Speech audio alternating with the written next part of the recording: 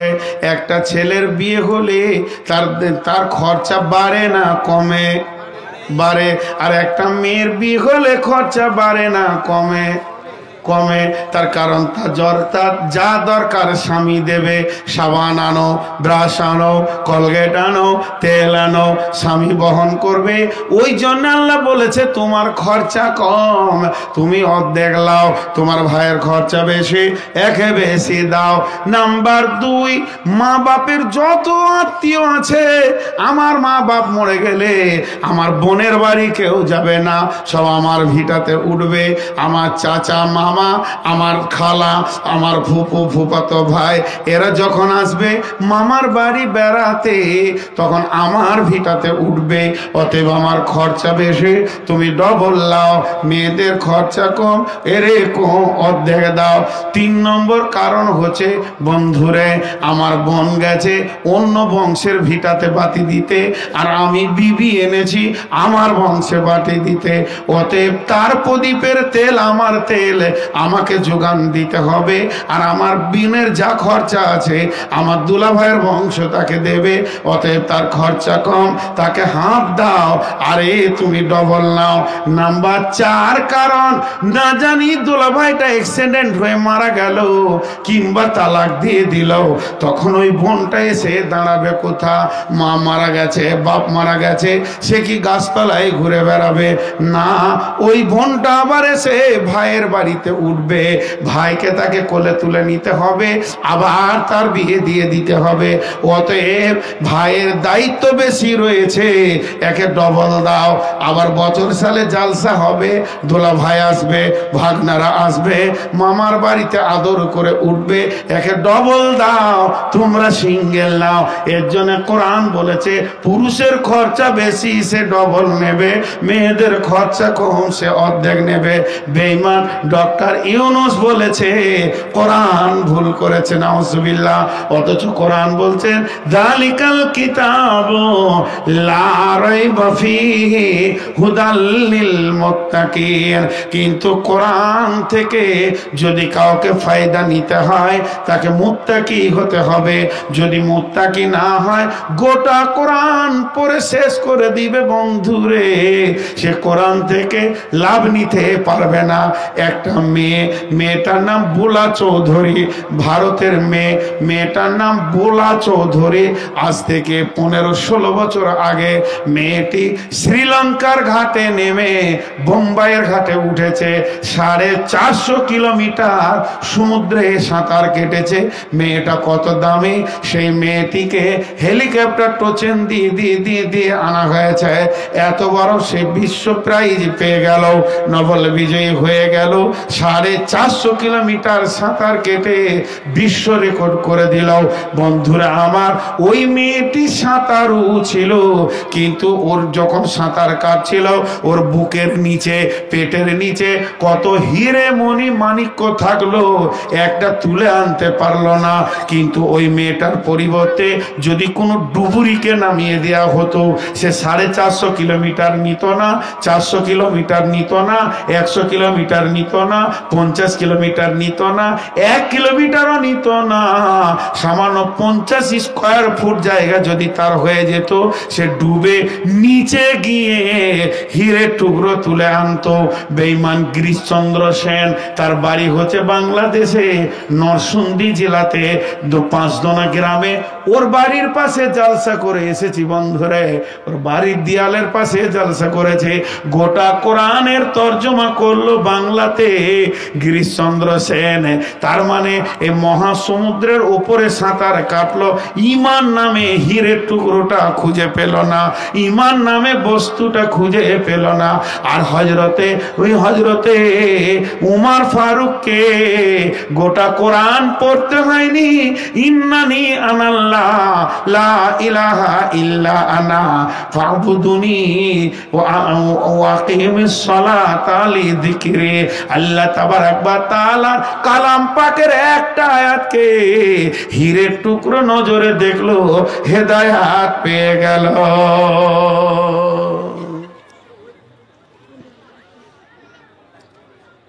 রাস্তার ধারে একটা বড় গাছ, দুটা ছেলে মোটর সাইকেলে যেতে যেতে ব্রেক করে দিয়ে গাছটাকে দেখছে। অনেকক্ষণ দেখার পর বলছে দুটো চেয়ার, তিনটে টেবিল, একটা সোফা হবে। ওরা কে? জোরে বলেন কে? ওরা চলে যাওয়ার পর দুজন সাইকেল নিয়ে গিয়েছিল, গাছটা দেখে দাঁড়াইলো। বলছে ওরে বাপরে, 4 কুইন্টাল লকড়ি হবে। কে? বাবুর্চি।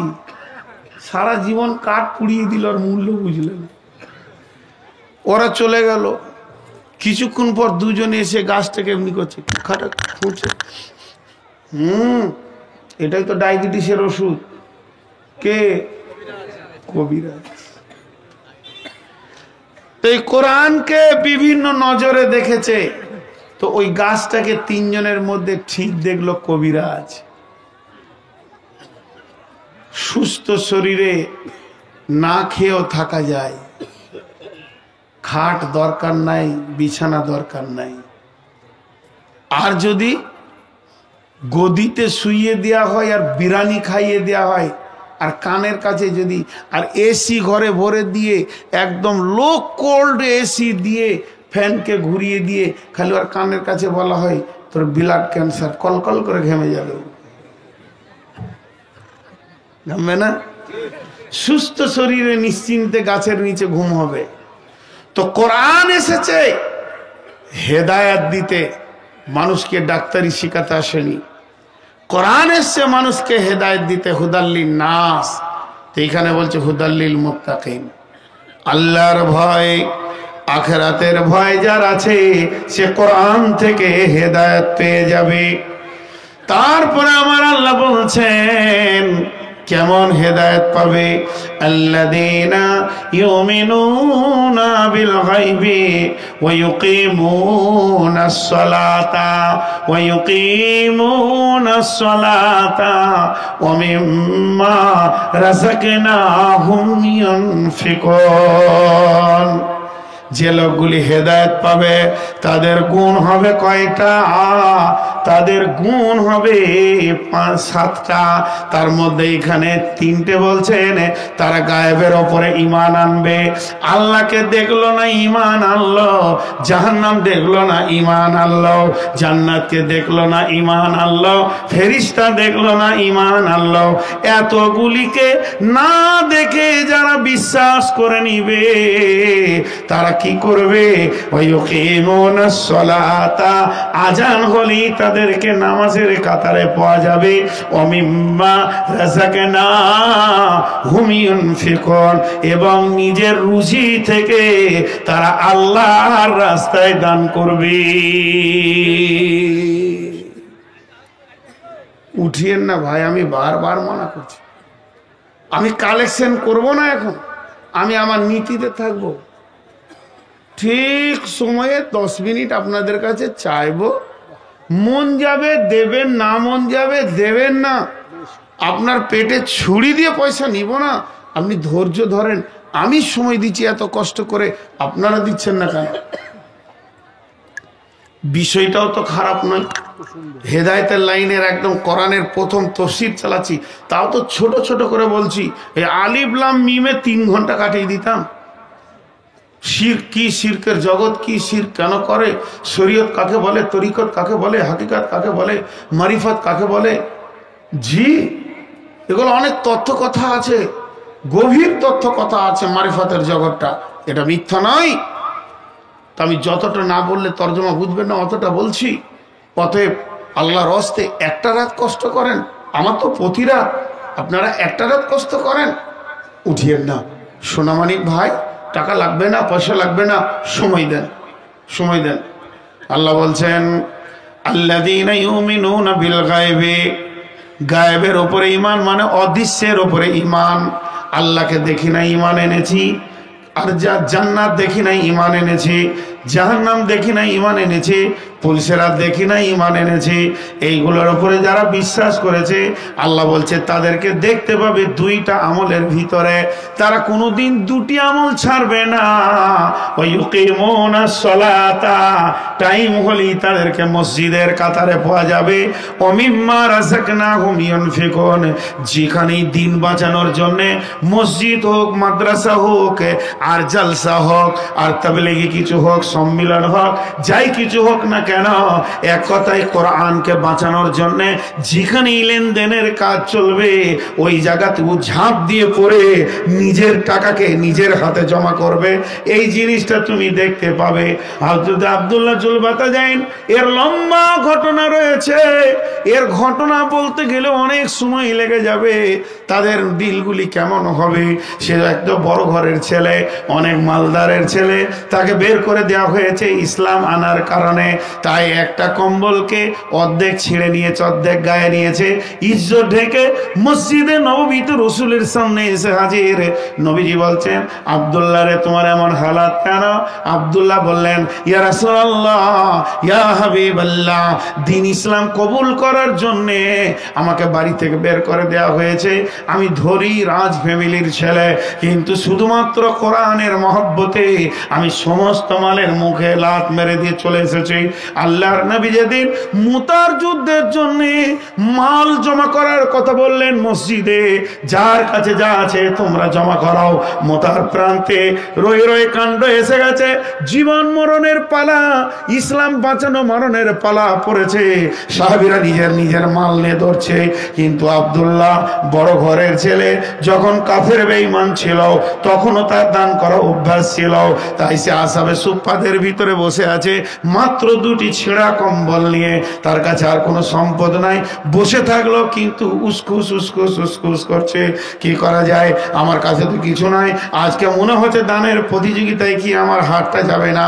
আবার বসে আছে, আমার কাছে তো একটা খেজুর নাই যে ওই মালের উপরে খেজুরটা চাপিয়ে দিই। আমি তো আসাবে সুফফাদের ভিতরে আছি, খাবার পেলে খায়, না পেলে অনহারে থেকে যায়।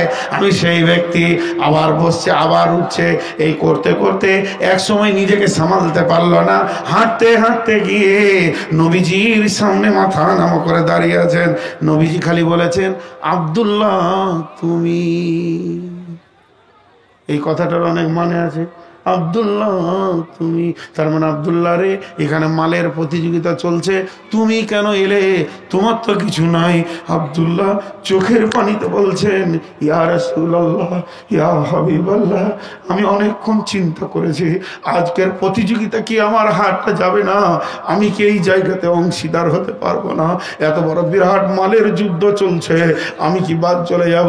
উঠা বসা করতে করতে করতে করতে ভেবে চিনতে, দয়ার নবী গো, একটা মালকে আমি জোগাড় করতে পেরেছি, তাই আপনার সামনে হাজির হয়ে গেছি।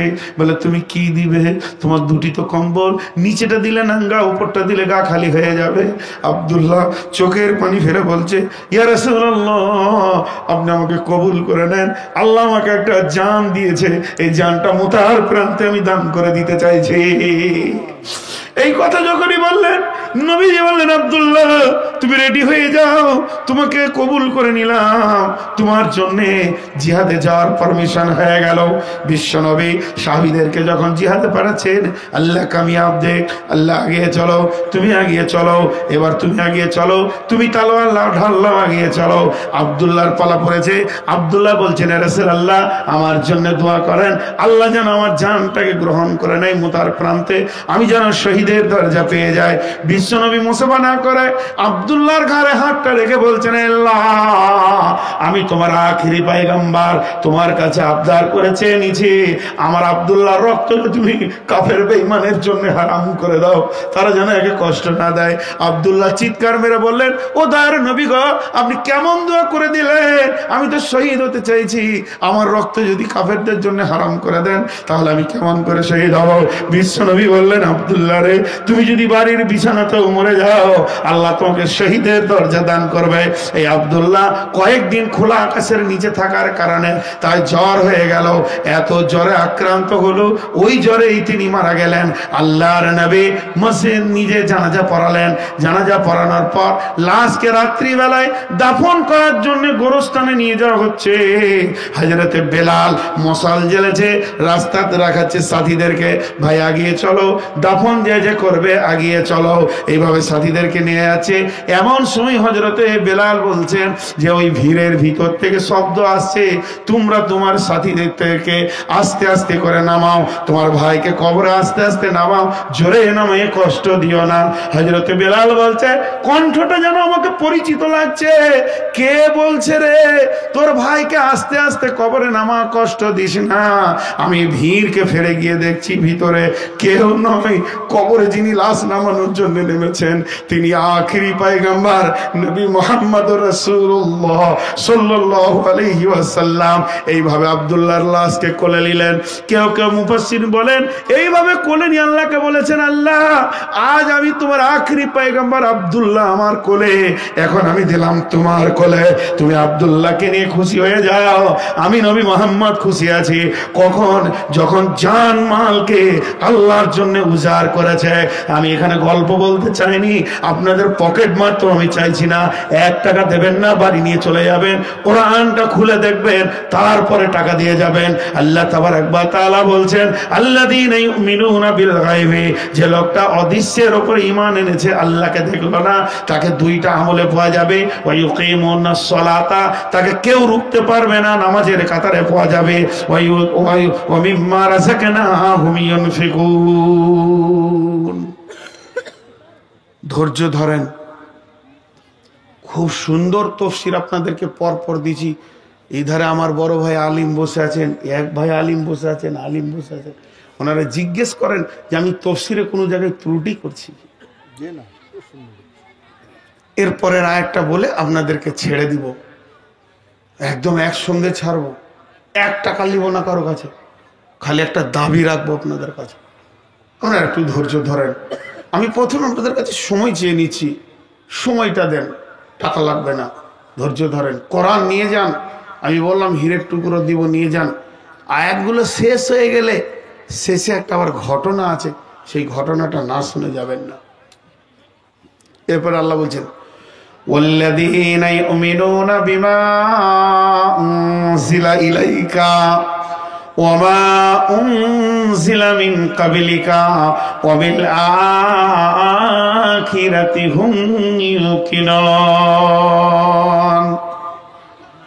ওয়াল্লাযীনা ইউমিনুনা, আর ওই লোকেরা ঈমান আনবে, বিমা উনজিলা ইলাইকা, তাদের উপরে যেটা নাজিল করা হয়েছে, তার মানে কোরআনের কথা আবার বলছেন আল্লাহ। ওমা উনজিলা মিন ক্বাবলিকা, এর পূর্বে যে কিতাবগুলি এসেছে অন্য অন্য নবীরা এনেছেন, তার উপরেও তারা ঈমান রাখবে। বিমা উনজিলা ইলাইকা ওমা উনজিলা মিন ক্বাবলিকা ওয়া বিল আখিরাতি হুম ইউকিনুন। কঠিন কিয়ামতের দিনের উপরে তারা দৃঢ় বিশ্বাস রাখবে। আবার একটা ঘটনা বলছি, এই ঘটনাগুলো ধ্যান দিয়ে শুনবেন। কিয়ামতের উপরে তারা দৃঢ় বিশ্বাস রাখবে। সাহাবীটার নাম আব্দুল্লাহ ইবনে রাওয়াহা। ওটা আব্দুল্লাহ জুলবাদাইন ছিল, এটা হচ্ছে আব্দুল্লাহ ইবনে রাওয়াহা।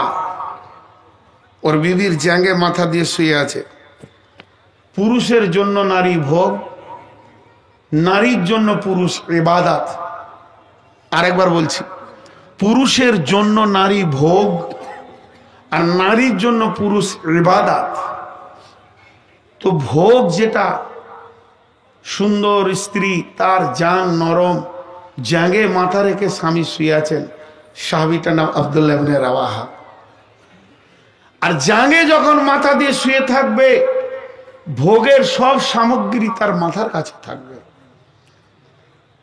ভাইরা আমার, বন্ধু আমার, বাপজি আমার, সন্তান আমার, ওই জায়গায় মাথা দিয়ে আব্দুল্লাহ ইবনে রাওয়াহা জোরে জোরে শ্বাস নিচ্ছেন আর ফুঁস ফুঁস করে কাঁদছেন।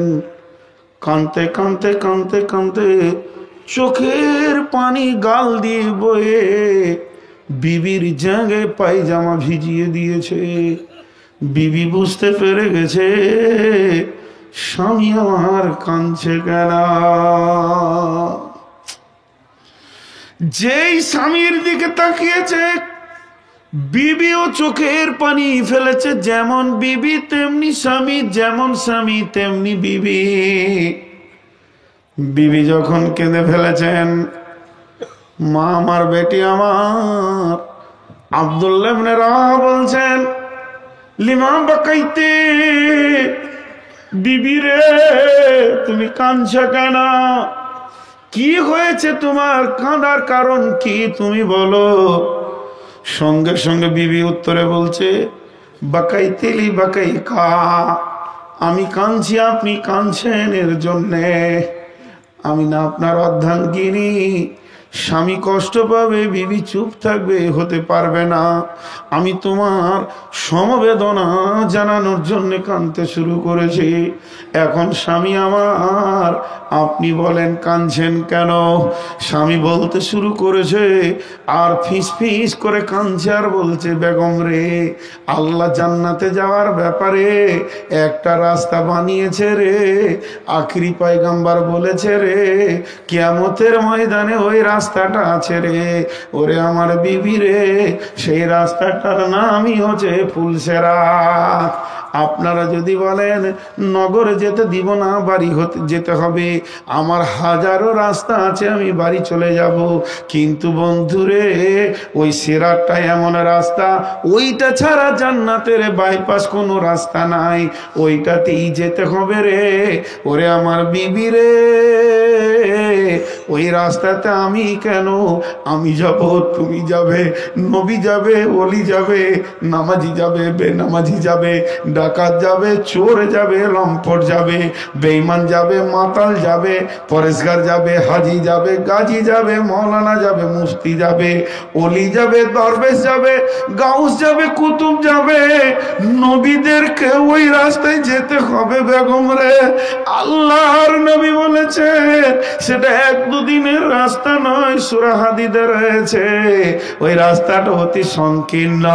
মহানন্দা নদীর নিচে আছে পানি, ময়ূরাক্ষীর নিচে আছে পানি, অজয়ের নিচে আছে পানি, গঙ্গার ব্রিজের নিচে আছে পানি। ও রে, ওই ব্রিজের নিচে আছে জ্বলন্ত আগুন, যেটা পৃথিবীর 70 গুণ তেজ। আগুনটা হলো কালো অন্ধকার রাস্তা বেগম রে। ওটা 1 ঘন্টার রাস্তা লয় রে বিবি আমার। নবীজি বলেছেন 1500 বছর ধরে সেটা হাঁটতে হবে রে। আর ওই রাস্তার ধারে গাছ রয়েছে কাসাদান। সাদান বলে একটা গাছ আরবে পাওয়া যায়, যে গাছের ফলগুলো এইরকম লম্বা লম্বা ঝুলে আর এরকম আকর্ষি হয়ে আছে বংশীর মতো। সাদান গাছগুলি ফুলসেরাতের ধারে লাখো লাখো ফল ঝুলিয়ে দিয়েছে, আর তাতে রয়েছে বংশীর মতো আকর্ষি। বিবিরে, ওই ফুলসেরাতে যেতে গিয়ে একটা ফল যদি কাউকে এইভাবে বিঁধে দেয়, একবার যদি আটকিয়ে দেয়, ওকে জেনে নিতে হবে আর জান্নাত যাওয়া গেল না, আমার ঠিকানা জাহান্নাম হয়ে গেল রে। বিবি রে, সেই জায়গাটা কেমন করে আমি পার হব? আব্দুল্লাহ ইবনে রাওয়াহা, যার বিশেষণ হচ্ছে রাদিয়াল্লাহু তাআলা আনহু, তিনি ডুকরে ডুকরে কাঁদছেন। তার জন্য আমার আল্লাহ বলছে, তোদের ওপরে কোরআন দিয়েছি, এর ওপরে ঈমান আন। তোদের পূর্ববর্তী নবীরাও সত্য ছিল, ঈমান আন, তাদের কিতাবগুলো ঈমান আন। আর কঠিন কিয়ামতের দিনে যে যে আযাবগুলি আমি বলেছি, আমার নবী বলেছে আল্লাহ সত্য, কিয়ামত সত্য, মিজান সত্য, ফুলসেরাত সত্য, ডানাতে বাহাতে সার্টিফিকেট সত্য, হাজে কাউসার সত্য, নবীজি সত্য, কিতাব সত্য, আমলনামা সত্য, বিচার সত্য, আল্লাহ হাকিম সত্য, জাহান্নাম সত্য, জান্নাত সত্য, ফুলসেরাত সত্য। এতগুলির উপরে তোরা বিশ্বাস রাখ। অবিল আখিরাতি হুম ইউকিনুন। গোটাটা গুছিয়ে দি।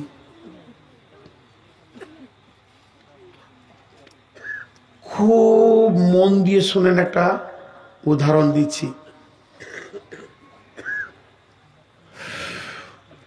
একটা ছেলে রাস্তা দিয়ে হেঁটে মুড়কে গেল, তো আমাকে বলছে যে রামপুরহাট কোন দিকে যাব, এই দিকে গিয়ে 5 গ্রামে চলে যান লাঠি, রাস্তা ভালো, ভাঙা নাই। এদিকেও তো যাওয়া হবে, হবে কাটা আছে।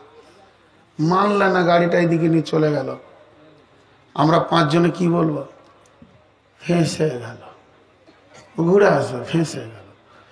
এদিকে যদি যাই ঠিক আছে। আরেকটা উদাহরণ দিই। একটা ছেলে এসে বলছে, চাচা আমি একটা ভালো দোকান করেছি।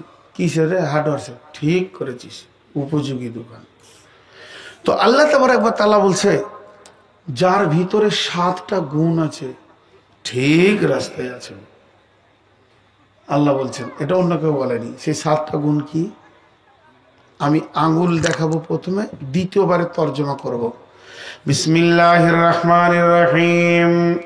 আলিফ লাম মিম যালিকাল কিতাবু লা রাইবা ফীহি হুদাল লিল মুত্তাকিন আল্লাযীনা ইউমিনুনা বিল গায়বি ওয়া ইউকিমুনাস সালাতা ওয়া মিম্মা রাযাকনাহুম ইউনফিকুন ওয়াল্লাযীনা ইউমিনুনা বিমা উনজিলা ইলাইকা ওয়া মা উনজিলা মিন ক্বাবলিকা ওয়া বিল আখিরাতি হুম ইউকিনুন। 7টা বের হলো না? এরপরে তরজমা সহ বলি, আলিফ লাম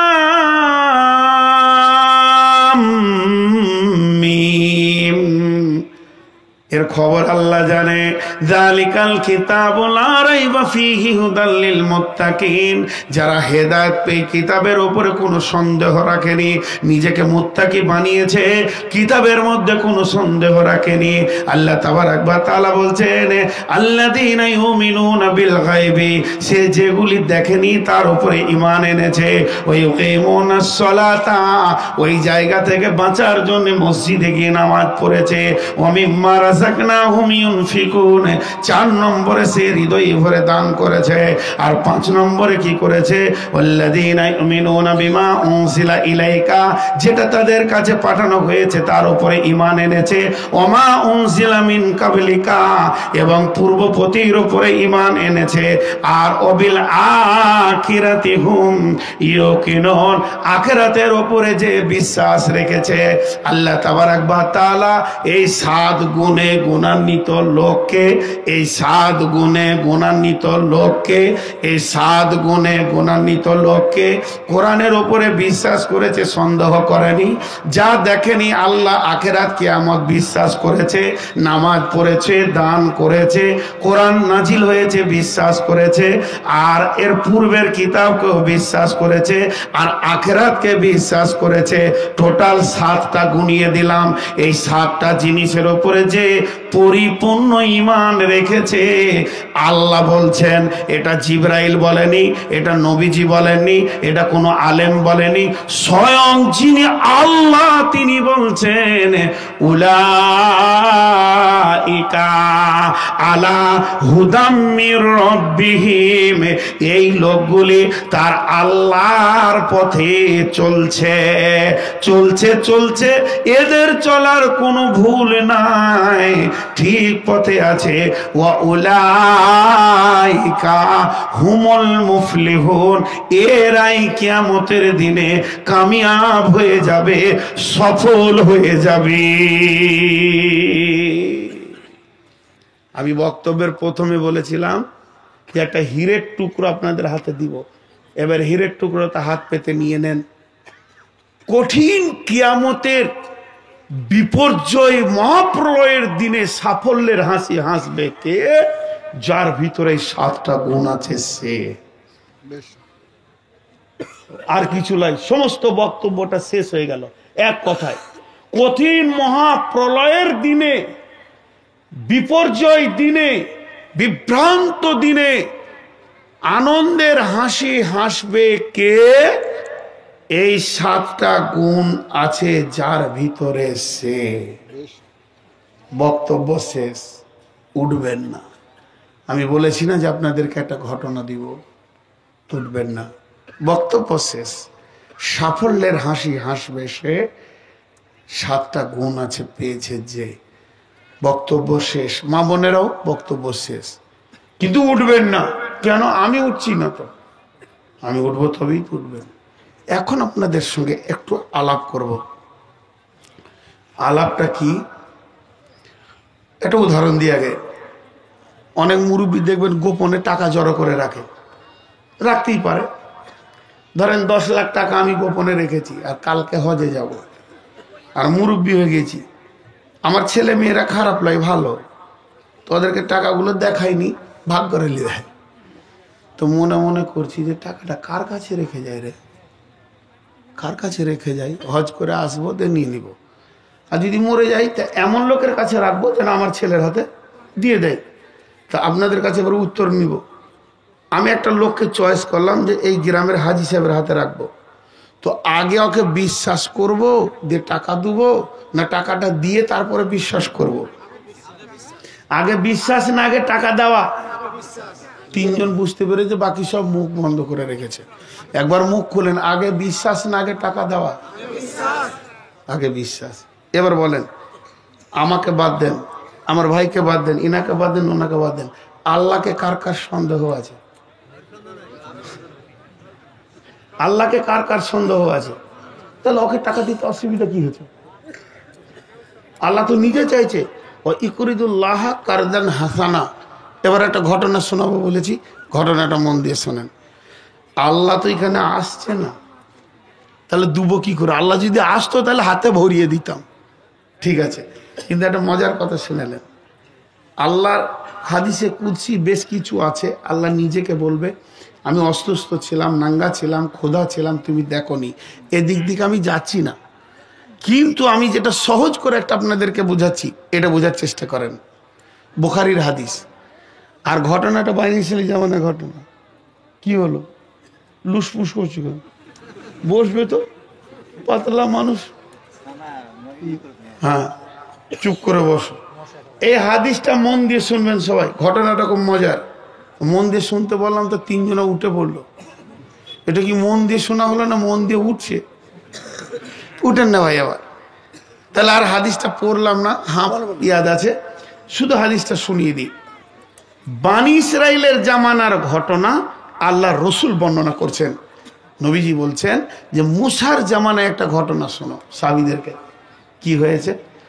একজন লোক, সে বাড়িতে মনে মনে নিয়ত করেছে আমি গোপনে সাদকা করব, লা তাসাদদাকনা লা তাসাদকাতেন বিখারাজা বিহি সাদকাতিহি ফাওয়াজা ফি ইয়াদিস সারিকি লা তাসাদদাকনা বিসাদকাতিন ফাখারাজা বিহি সাদকাতিহি ফাওয়াজা ফি ইয়াদিস সারিকি। ও নিয়ত করেছে যে আমি এত গোপনে দান করব। ভাই উঠবেন না, আল্লাহর রাস্তে বলছি, ঘটনা শুনেন। এত গোপনে দান করব, নবীকেও বলবো না।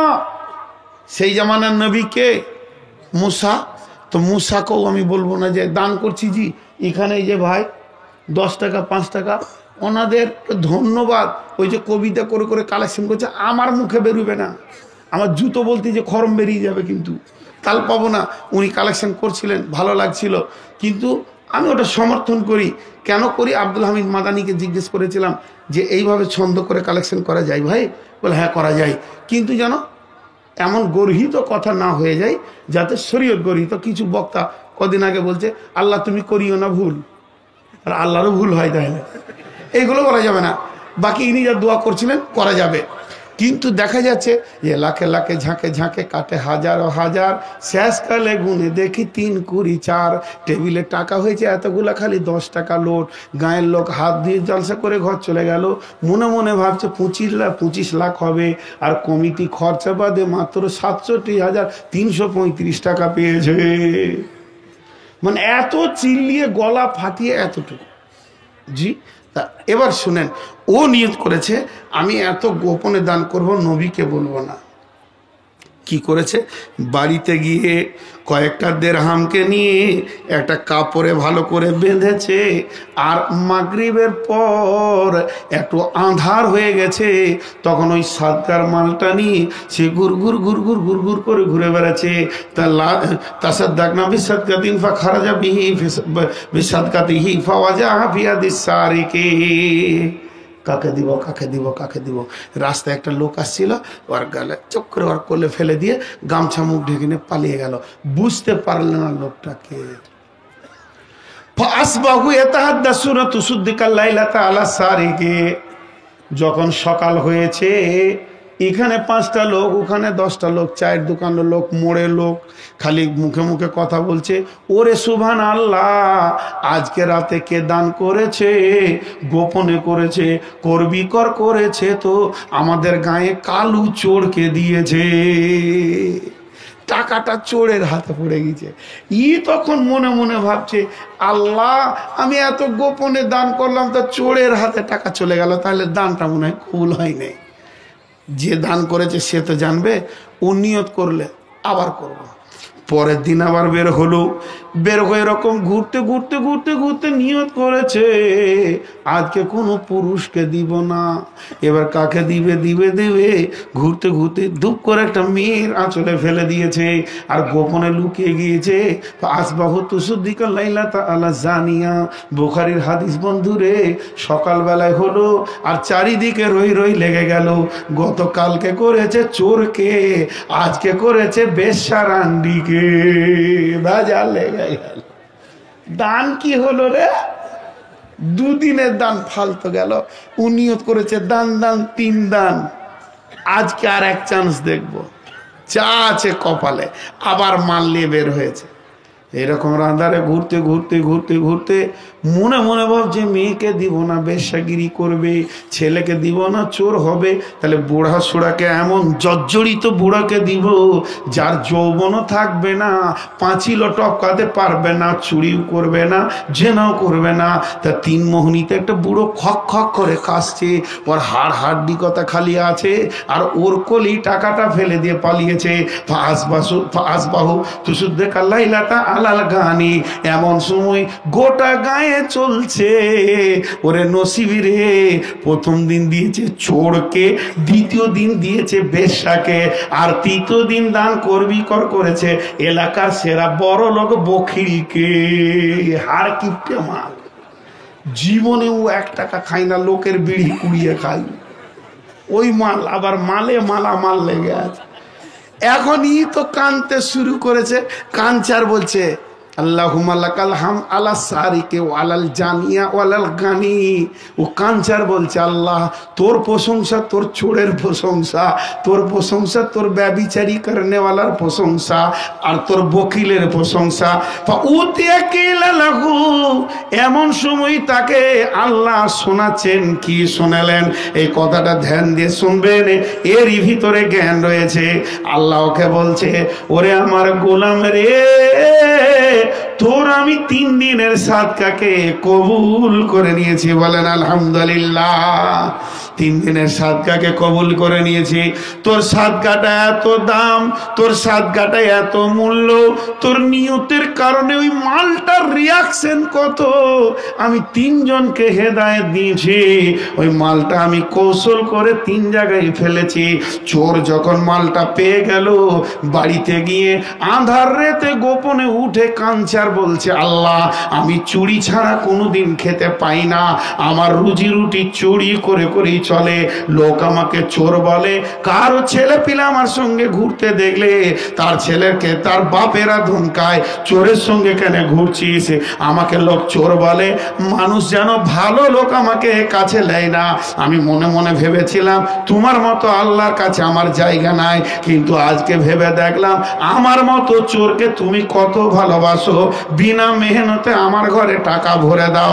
ও আমার আল্লাহ গো, আজকে আমি তওবা করছি, জীবনে আর চুরি করব না, না খেয়ে মরে যাব, চুরির মতো গুনাহ আর করব না। ওই রকম বেশ্যা মেয়েটা অদেগরেতে উঠে অঝোর নয় রে কাঞ্চার বলছে, আল্লাহ আমি আমার দেহের বিনিময়ে রুজি রুটি খেয়েছি, আমি এত নোংরা, আমার লুচ্চাদের সঙ্গে পরিচয়, ভালো মানুষের সঙ্গে পরিচয় নাই। আমি তারপরও মনে মনে ভাবতাম নিশ্চয় আমার তোমার দরজায় আমার জায়গা নাই আল্লাহ। কিন্তু এখন দেখছি আমার মতো রান্ডির ঘরে যদি তুমি খাবার দিতে পারো বিনা মেহনতে, আর আমি এ গুনাহ করব না। বড়লোক বকিল বলছে আল্লাহ আমি জীবনে দান করিনি, এর জন্য লোকের মাল আমার ঘরে তুমি ভরে দাও। আজ থেকে তওবা করছি, আমি যাকাত দিব, মাল দান করব, আর বকিল থাকব না। তিনজনকে হেদায়েত দিলে বন্ধু। তাই আমার আল্লাহ বলছেন আমার প্রতি যদি তোদের বিশ্বাস থাকে তোদের মাল দিতে অসুবিধা হবে না। আপনাদের কাছে আমি 7 মিনিট চেয়ে নিচ্ছি সময়। এই 7 মিনিটের আগে আমি ছাড়বো না, 8 মিনিট করব না, আপনাদেরকে ছেড়ে দিব। খালি একবার কথা দেন যে উঠবো না, বলেন ইনশাল্লাহ। 7 মিনিটের আগে যিনি উঠে পালাবেন হাত তুলেন তো। আল্লাহকে সাক্ষী রেখে বলছি, কিন্তু যিনি পালাবেন তিনি হাত তুলেন। আর যদি চলে যান 7 মিনিটের আগে, দোয়া করে দিব। মুসার কম তিহির ময়দানে 6 মাস ঘুরেছিল, ঘরের দরজা ঘুরে পাবেন, সারা রাত হাঁটবেন খালি। হ্যাঁ, সকাল হবে তখন দেখবেন যে একবার বহরমপুর পার হয়ে বেলডাঙ্গা ঢুকছেন। খবরদার বেলাইনে যাবেন না।